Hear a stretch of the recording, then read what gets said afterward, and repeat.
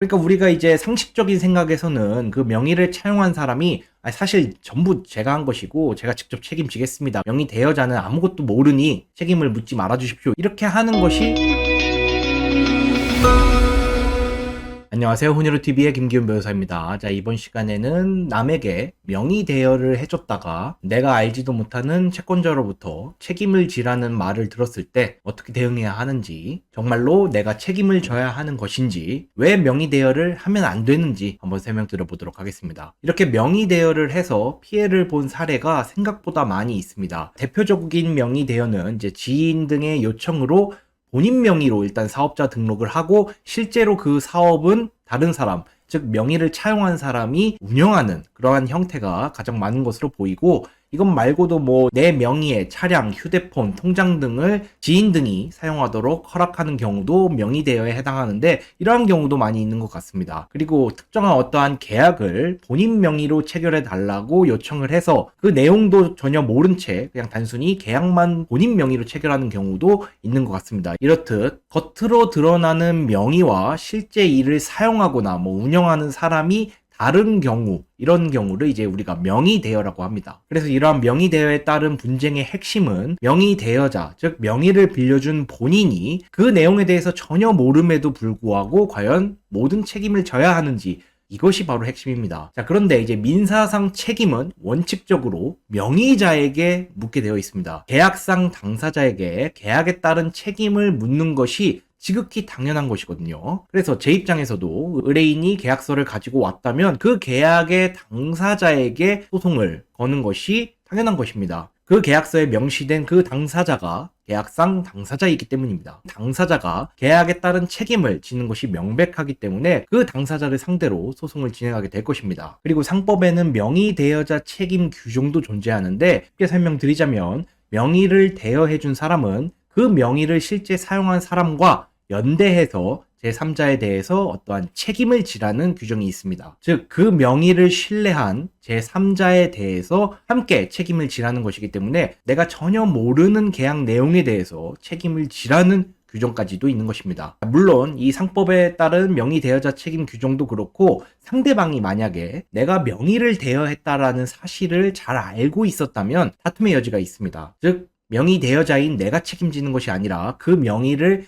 사용한 명의 차용자가 책임을 져야 된다라는 주장이 성립될 수도 있습니다. 다만 이제 이러한 주장의 핵심은 그러한 점을 내가 명의 대여자가 모두 입증을 해야 된다는 것입니다. 즉, 상대방이 내가 명의 대여를 했다라는 사실을 명확히 알고 있었고, 나는 단순히 명의만 대여해준 사람이지 명의에 따른 계약이나 그 내용에 대해서 전혀 모르기 때문에 나에게 책임을 물을 수 없다, 이렇게 주장이 가능한 것이죠. 자, 그런데 이러한 입증이 쉽지 않을 수 있습니다. 왜냐하면 이 분쟁이 발생했다는 것 자체가 명의를 차용한 사람이 책임을 지지 않았기 때문에 명의 대여자에게까지 그 책임이 넘어온 것이거든요. 이 명의를 차용한 사람, 즉 명의를 사용한 사람이 모든 것을 책임지고 문제를 해결하겠다고 호언장담했으면 구태여 명의 대여자에게까지 책임을 지라고 요구하지 않았을 것입니다. 즉, 명의를 차용한 사람이 전혀 협조가 불가능한 상황일 가능성이 높기 때문에 이러한 경우에 과연 내가 이것을 모두 입증할 수 있느냐,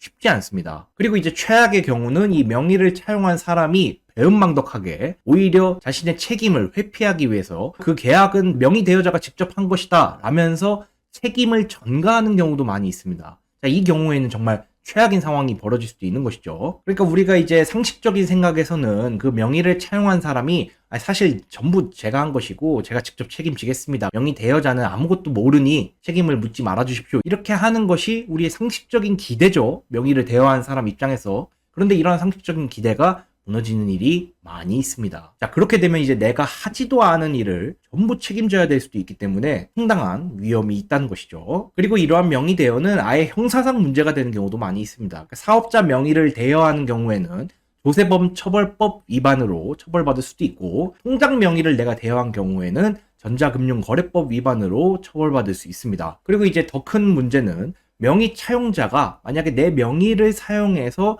어떠한 범죄 행위를 저질렀다면 이 범죄 행위를 조사하면서 명의 대여자인 나도 같이 끌어당길 가능성이 높거든요. 그렇다면 함께 처벌받을 가능성도 있다는 것입니다. 물론 이제 공동전범이라고 해서 같이 범죄 행위를 저질렀다라고 평가하기는 어려울 수도 있지만 적어도 방조했다 뭐 이러한 죄책을 질 가능성도 높고, 만약에 이 범죄가 보이스피싱과 같이 굉장히 민감하고 구속 수사가 원칙인 이러한 경우에는 그냥 통장을 대여한 것만으로도 함께 그냥 처벌받는 경우도 있습니다. 그리고 명의 차용자가 범죄 행위를 하면서 물론 범죄 행위다라고 설명하진 않지만 그 범죄 행위의 내용을 나에게 조금씩 설명했다면 이 내용을 알고 있었음에도 불구하고 명의를 계속 빌려줬다, 이렇게 하면은 함께 처벌받을 가능성도 높아진다는 것이죠. 그래서 명의 대여 부분은 형사상 문제가 되는 경우도 있기 때문에 조심하셔야 하는 부분입니다. 그래서 명의라는 것은 곧 책임이라는 우리의 명백한 인식이 있어야 합니다. 그러니까 내 명의로 되어 있다는 것은 일단 내 책임이라는 인식이 있어야 된다는 것입니다. 왜냐하면 겉으로 드러나는 것은 이 명의이기 때문에, 명의 대여 사실을 모르는 제3자의 입장에서는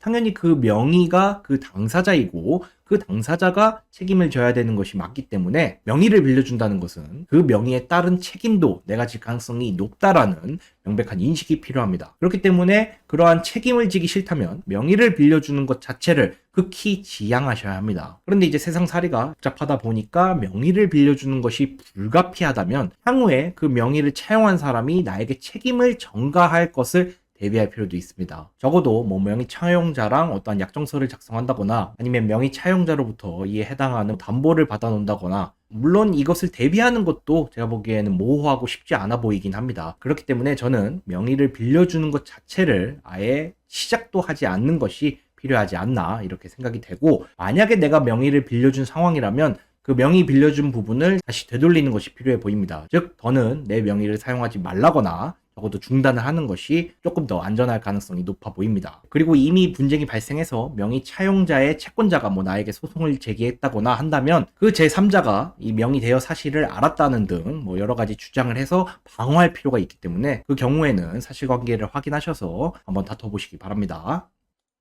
자, 이번 시간에는 명의 대여를 했을 때 어떠한 일이 발생하는지 설명드렸습니다. 다음 시간에 뵙도록 하겠습니다. 감사합니다.